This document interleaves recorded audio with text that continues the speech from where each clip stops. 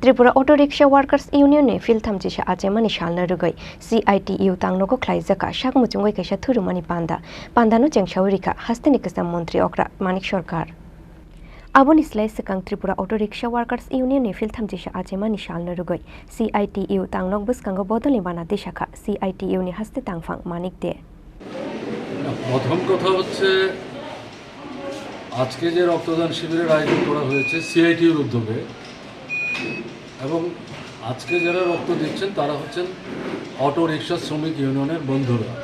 আজকে তাদের ত্রিপুরায় অটো রিক্সা শ্রমিক ইউনিয়ন প্রতিষ্ঠা দিবস। এটা তারা প্রত্যেক বছরই করেন। তো আমি প্রথমত যেটা বলবো যে এই রক্তদান শিবির আয়োজনের জন্য তারা সবার কাছ থেকে ধন্যবাদ পাওয়ার যোগ্য এবং যারা রক্ত ইতিমধ্যে দিয়েছেন 17-18 জন দিয়েছেন আরও যারা দিচ্ছেন তাদের আমি সুস্বাস্থ্য কামনা এবং এটার মধ্য দিয়ে নানা প্রতিকূলতা উপেক্ষা করে কিন্তু তাদের আসতে হচ্ছে। এখনও সবাই গাড়ি নিয়ে রাস্তায় নামতে পারছে না। তাদের যে রাস্তায় গাড়ি চালানোর কথা, আমি কথা বলছিলাম এক দুজনের সাথে, তারা বলছেন আমাদের ওই রাস্তায় গাড়ি চালাতে দেওয়া হচ্ছে না, এর বাইরে কোনো জায়গায় গিয়ে আমাদের গাড়ি চালাতে হয়। এটা ঠিক, তারা যেটা বলেছেন প্রথম দিকে যে ধরনের সন্ত্রাসটা সংগঠিত করা হয়েছিল ধীরে ধীরে এটা একটু কমছে, কিন্তু আয় উপার্জন খুব কম, 300, 400, 500 টাকার বেশি না। মানুষ যদি গ্রাম থেকে না আসতে পারে তাহলে পরে অটো রিক্সা মোটর গাড়ি থেকে নেমেই যারা উঠে বাজারে হাটে হাসপাতালে ইত্যাদি যায়, এই মানে সোয়ারি যারা প্যাসেঞ্জার যারা এই সংখ্যাটা তো কম, গ্রামে কাজ নাই তো। কাজে এতে গিয়ে একদিকে রাজনৈতিক প্রতিকূলতা, আরেকদিকে অর্থনৈতিক এই সংকট, সব মিলিয়ে তারা খুব কঠিন অবস্থা আছে।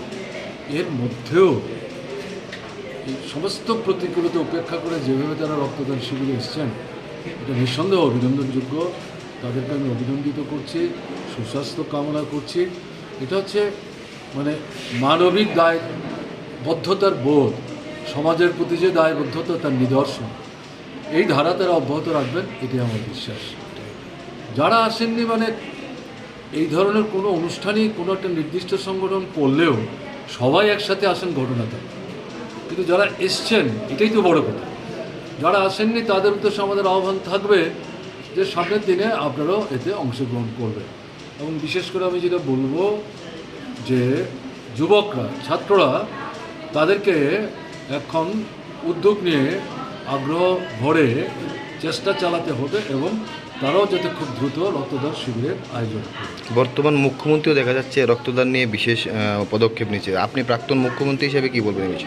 ভালো তো, খুব ভালো। এই যে উদ্যোগটা নিয়েছেন এটা ভালো।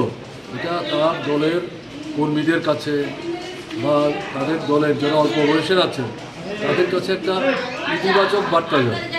আগে তো এটা হয়নি। কেমন এটা যদি কন্টিনিউ করতে পারে এটা ভালো তো। এটা মানবিক দায়বদ্ধতার যে বোধ এবং চেতনা, এটাকে বিকশিত হতে সাহায্য করবে এবং এগুলি যত হবে, হিংসা বিদ্বেষ, এগুলো অনেকটা কমবে। কিন্তু এটা হওয়া ভালো এবং রক্তের তো এমনিতেই প্রয়োজন আছে, সঙ্গে সঙ্গে তার যে সামাজিক দিক, এই দিকটাও আছে। দুটো মিলিয়ে সরকার থেকেই তো বিশেষ করে উদ্যোগ গ্রহণ করা দরকার। দেরিতে হলে উদ্যোগটা নিচ্ছে, এটা ভালো, এটা চলবে আশা। ব্যুরো রিপোর্ট, চিনি, খরাং।